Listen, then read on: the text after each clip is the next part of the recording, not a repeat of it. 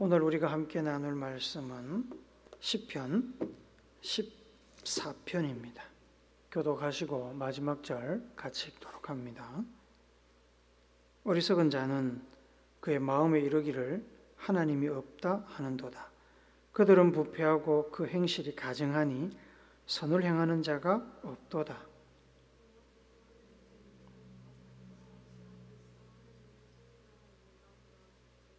다 치우쳐 함께 더러운 자가 되고 선을 행하는 자가 없으니 하나도 없도다.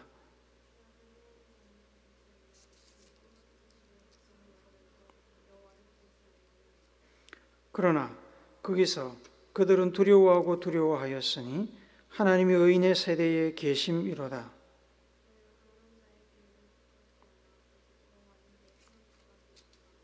같이 읽습니다.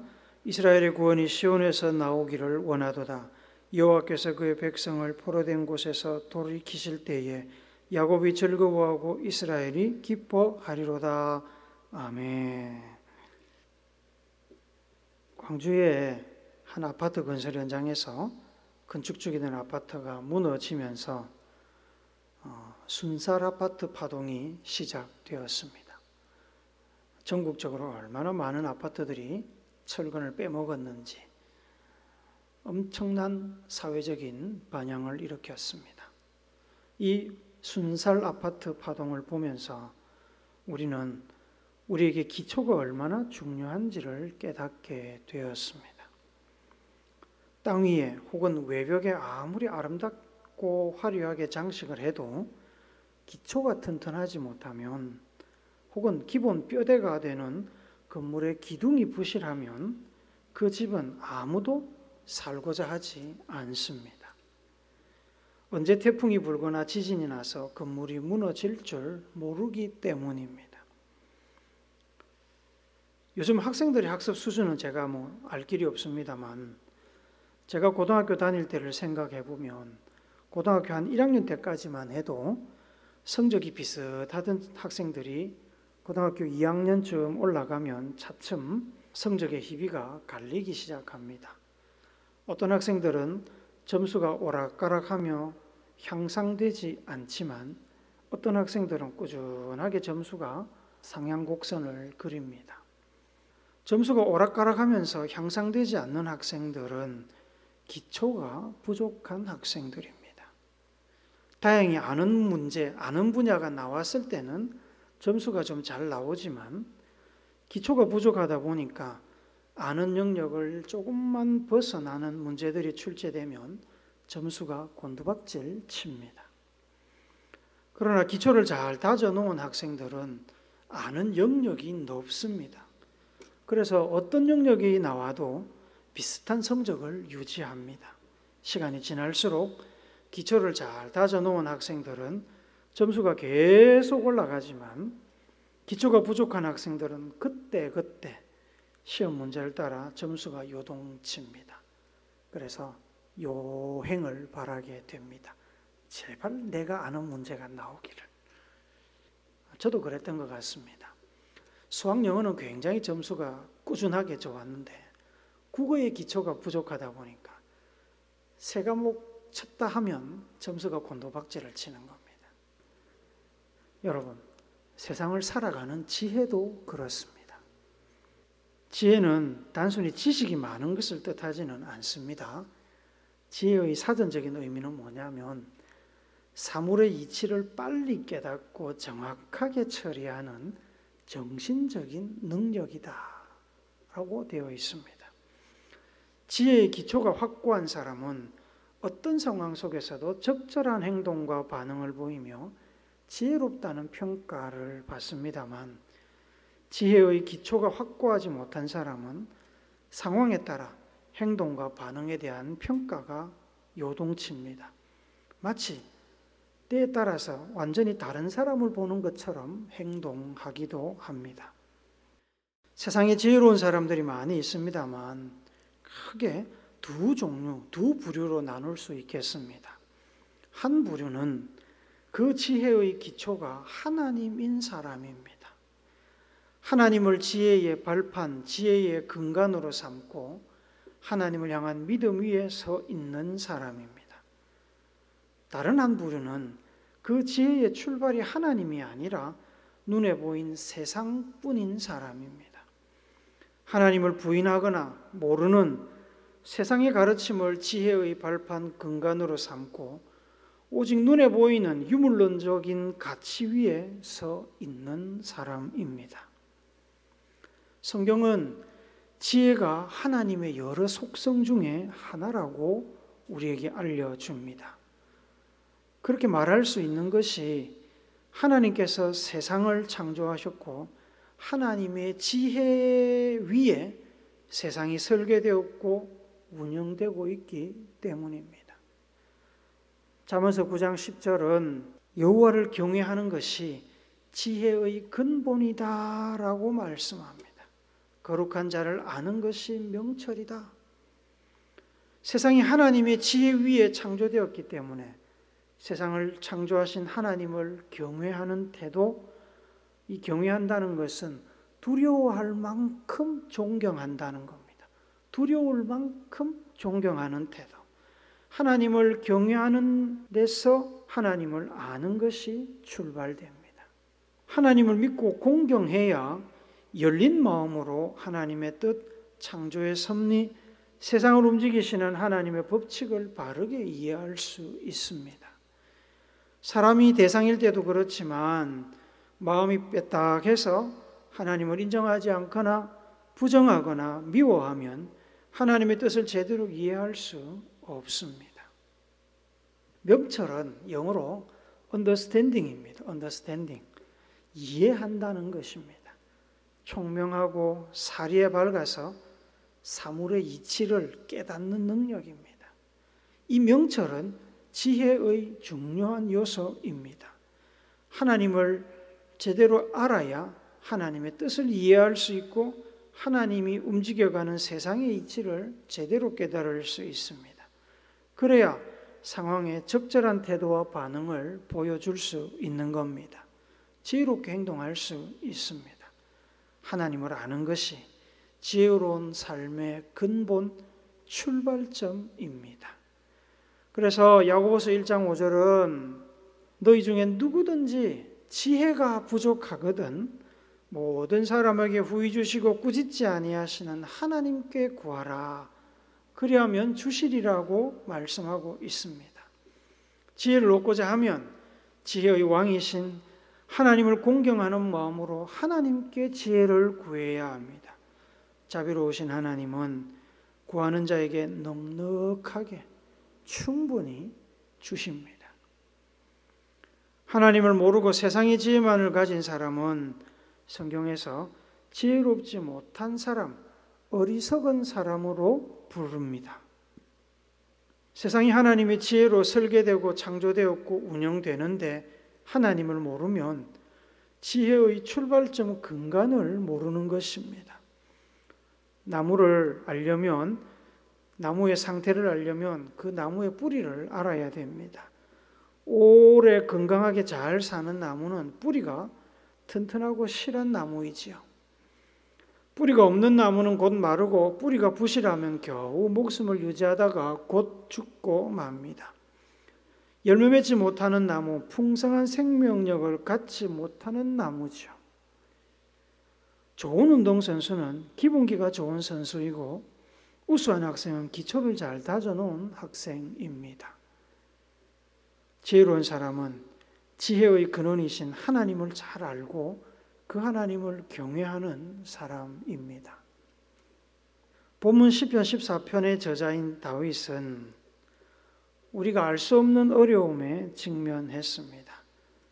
그런데 그 어려움을 주는 사람은 다윗이 다스리는 사람들 혹은 다윗을 따르는 무고하고 가난한 사람들을 괴롭히는 사람입니다.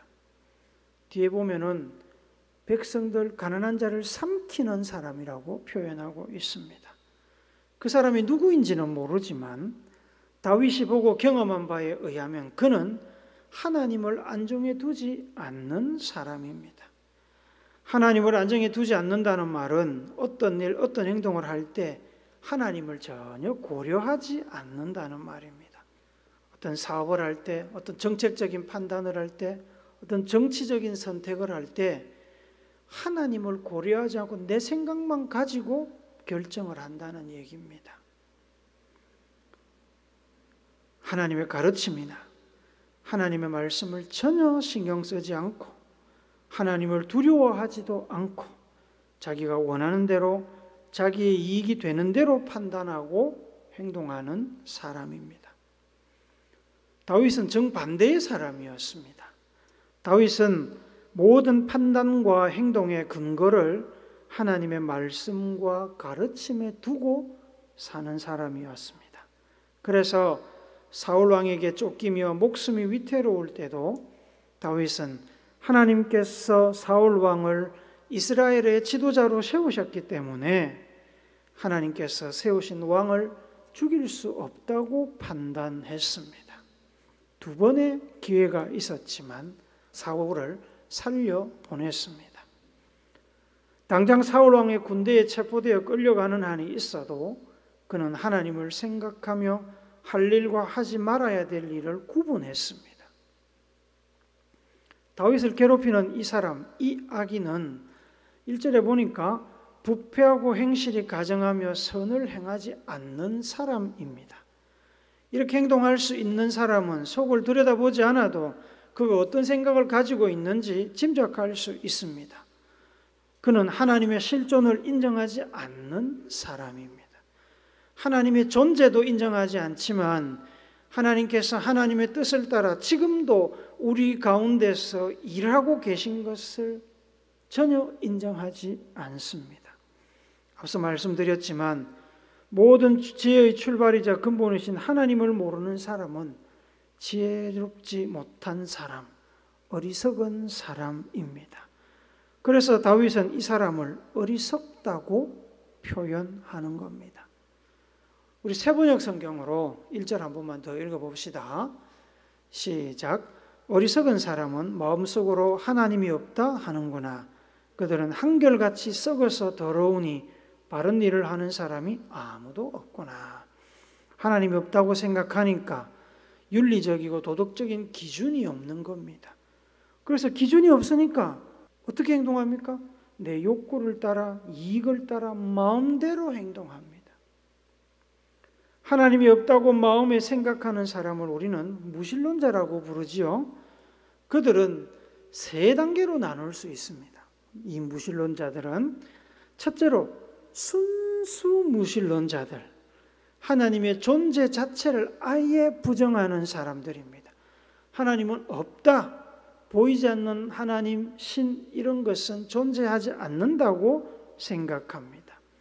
둘째는 하나님의 존재를 아예 부정하는 것은 아니지만 하나님의 섭리나 지금도 하나님께서 세상에서 하나님의 뜻을 이루고 있다는 사실을 인정하지 않습니다.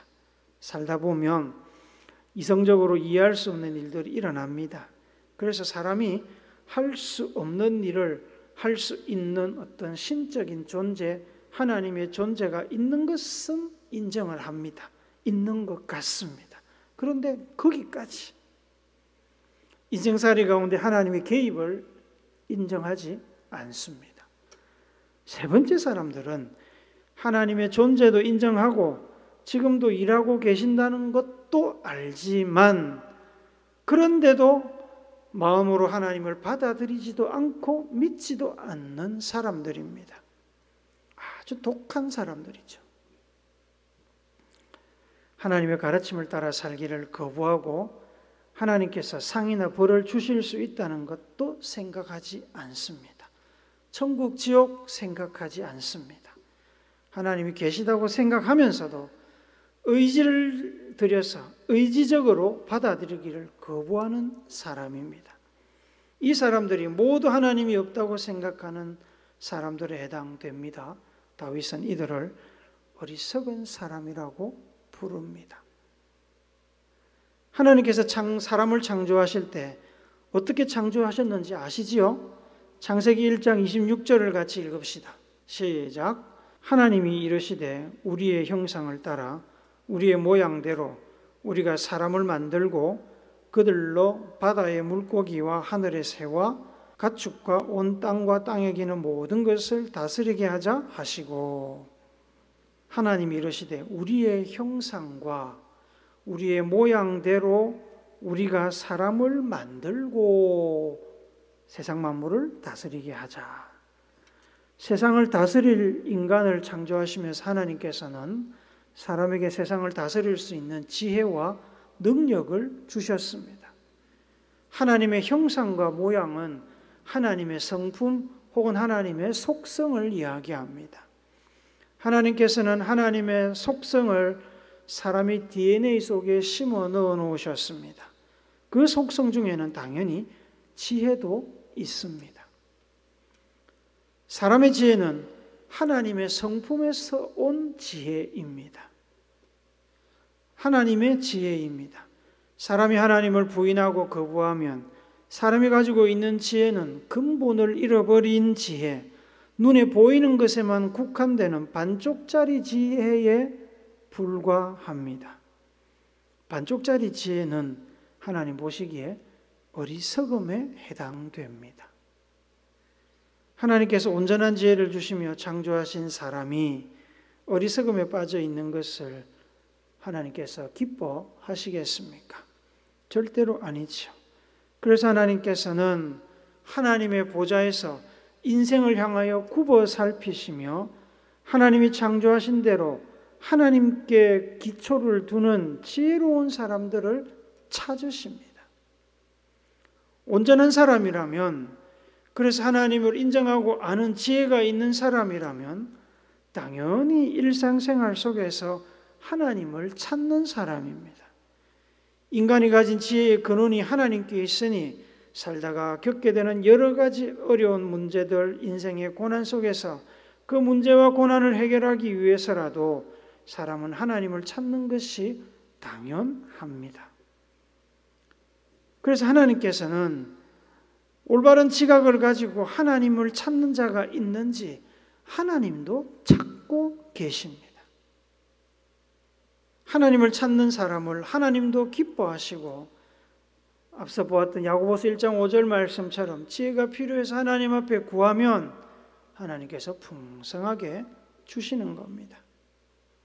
문제는 그런 사람이 많지 않다는 것입니다. 하나님의 마음을 시원하게 해주고 하나님의 기대를 채워줄 사람을 보기가 어렵습니다. 다윗이 평가하는 걸 한번 봅시다. 3절 4절 우리 한번 더 읽을까요? 시작. 다 치우쳐 함께 더러운 자가 되고 선을 행하는 자가 없으니 하나도 없도다. 죄악을 행하는 자는 다 무지하냐. 그들이 떡 먹듯이 내 백성을 먹으면서 여호와를 부르지 아니하는도다. 선한 일을 하지 않고 하나님이 싫어하는 악한 일을 일삼으면서도 심판하시는 하나님을 두려워하지 않으니까 하나님을 찾지 않습니다. 보통의 사람이라면 죄를 짓고 나면 죄에 대한 대가, 처벌을 두려워하는데 이 타락한 사람들, 이 악하고 어리석은 사람들은 죄를 짓고도 두려워하지 않습니다. 그래서 하나님 찾지 않습니다. 두려워하지 않으니까 회개할 것이 없지 않습니까? 회개할 것이 없으니까 찾지 않는 겁니다. 하나님을 인정하지 않아서 찾지 않습니다. 하나님의 존재도 하나님의 섭리도 심판도 인정하지 않아서 그렇습니다. 인정하지 않는다고 해서 없는 것이 아니라는 데에 문제의 심각성이 있습니다. 난 미국이 없다고 생각해. 뉴스에 나오는 미국은 다 허상이야. 이렇게 주장한다고 해서, 그렇게 믿고 있다고 해서 미국이 없는 겁니까? 그게 아니지 않습니까?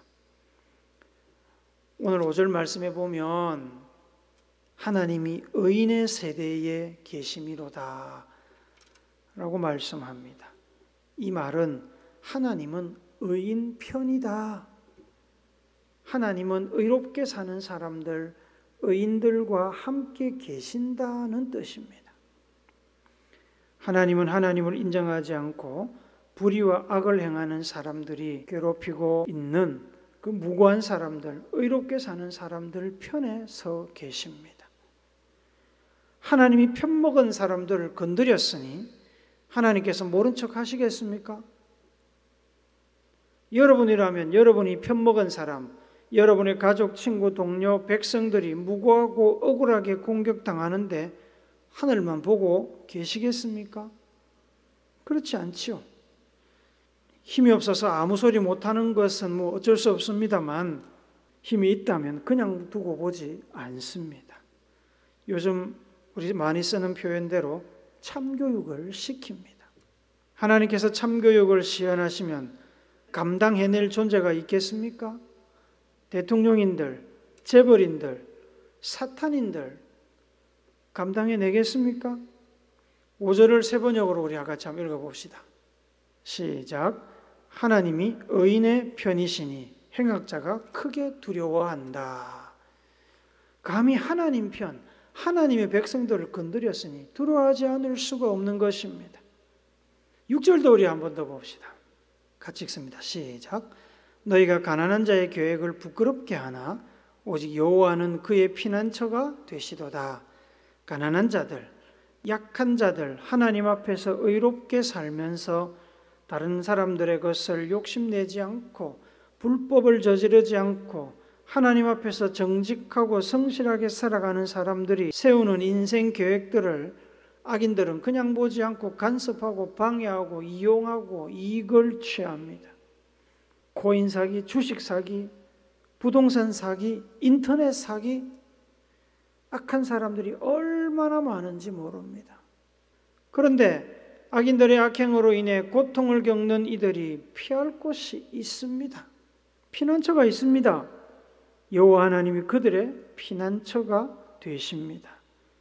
기꺼이 그 넓으신 은혜와 사랑의 팔을 벌리고 하나님께서는 찾아오는 사람들을 안아주십니다. 누구든지 하나님 앞에 오면 하나님께서 받아주십니다. 70번씩 7번 죄를 지은 사람도 하나님께서 받아주십니다. 다윗은 그것을 잘 알고 있었습니다. 그래서 다윗은 공경 속에 있을 때마다 하나님을 찾았고 의지했습니다. 그의 믿음의 고백을 한번 봅시다. 시편 23편 4절을 같이 읽습니다. 시작. 내가 사망의 음침한 골짜기로 다닐지라도 해를 두려워하지 않을 것은 주께서 나와 함께 하심이라. 주의 지팡이와 막대기가 나를 안위하시나이다. 찾아가면 하나님은 언제나 그 자리에서 변함없는 마음으로 다윗을, 연약한 이들, 가난한 이들, 실패한 이들, 병든 이들을 다 기다리고 받아주십니다. 예수님께서는 이렇게 말씀하셨습니다. 마태복음 11장 28절 같이 읽습니다. 시작. 수고하고 무거운 짐진 자들아 다 내게로 오라. 내가 너희를 쉬게 하리라. 마가복음 10장 14절도 같이 읽습니다. 시작. 예수께서 보시고 노하시어 이르시되 어린아이들이 내게 오는 것을 용납하고 금하지 말라. 하나님의 나라가 이런 자의 것이니라. 이것은 예수님께서 이 땅에 오신 목적이기도 합니다. 예수님께서는 누구든지 자기에게 오라고 그러십니다. 와서 피난처 삼으라고 그러십니다. 예수님께서는 자신이 해야 할 일을 이사야 선지자의 예언을 인용해서 말씀을 하시는데 누가복음 4장 18절도 같이 읽어봅시다. 시작. 주의 성령이 내게 임하셨으니 이는 가난한 자에게 복음을 전하게 하시려고 내게 기름을 부으시고 나를 보내사 포로된 자에게 자유를 눈먼 자에게 다시 보게 함을 전파하며 눌린 자를 자유롭게 하고. 예수님께서는 예수님의 도움이 필요한 누구에게나 손을 내밀고 기다리십니다. 이것이 예수님의 일이라고 이사야 선지자가 이야기했습니다. 가난한 자, 병든 자, 포로된 자, 눌린 자들 누구든지 예수님께로 오라고 하셨습니다. 하나님께서 그리고 예수님께서 연약한 자들, 가난한 자들의 피난처가 되시는 것을 아는 사람은 아무리 세상에서 배운 것이 없고 가진 것이 없고 힘이 없어도 지혜로운 사람입니다. 아무리 많이 배우고 많이 가지고 강한 권력을 가지고 있어도 하나님을 믿고 의지하지 않는다면 그 사람은 세상에서 가장 어리석은 사람입니다. 그럴 수밖에 없는 것이 지혜의 근원이시고 지혜를 자기의 속성으로 가지고 계신 분을 인정하지 않고 알지 못하는데 무슨 재주로 지혜롭게 살 수 있겠습니까? 지혜롭지 못한 삶의 결말은 너무나 뻔합니다. 하나님을 의지하는 자의 결말에 관하여 시인은 마지막에 이렇게 말씀합니다. 7절 우리 세 번역으로 한번 읽어봅시다. 시작. 하나님 시온에서 나오셔서 이스라엘을 구원하여 주십시오. 주님께서 당신의 백성을 그들의 땅으로 되돌려 보내실 때에 야곱은 기뻐하고 이스라엘은 즐거워할 것이다. 이스라엘의 구원이 시온에서 나온다는 것은 시온에 여호와 하나님의 집 성전이 있기 때문입니다. 하나님께서 그 성전을 하나님의 집으로 지명하시고 영원히 자기 백성들과 함께 계시는 약속의 상징으로 삼으셨습니다. 하나님의 도움을 구하는 이들이 하나님의 집 성전을 찾아와서 간절히 기도하면 들으시고 응답하시겠다고 약속하셨기 때문에 시인 다윗은 구원이 시온에서 나오기를 소망하고 있는 것입니다. 사랑하는 우물교회 성도 여러분, 우물교회 성도들에게 시온은 우물교회겠지요? 하나님의 구원이 우물교회에서 나오기를 여러분 기대하시기 바랍니다. 믿음을 포기하지 말고 악의 유혹에 넘어가지 말고 하나님을 의지하십시오. 자기도 의지하지 말고 다른 사람도 의지하지 마십시오. 목사도 의지하지 말고 배우자나 부모나 자식도 의지하지 말고 오직 하나님만 의지하시고 기도하십시오. 목사에게서는 잘 배우시고 배우자나 자식은 사랑하고 섬기십시오. 하나님만이 여러분과 저의 피난처가 되십니다. only, unique, 단 하나밖에 없는 피난처이십니다. 견고한 반석이시고 우리가 안전하게 기댈 수 있는 언덕이십니다. 어리석은 자들은 하나님을 부인하고 부정하여도 여러분은 지혜로운 사람이 되시기 바랍니다. 지혜의 근원이신 하나님을 의지하며 하나님께 지혜를 배우십시오. 세상은 하나님이 어디 있냐고 비아냥거리며 무시해도 여러분은 지혜의 왕이시며 역사의 주관자이신 창조주이신 하나님을 의지하며 하나님과 동행하는 지혜로운 복된 인생을 사시기를 바랍니다. 그리하여 마지막이 제일 중요하지 않습니까?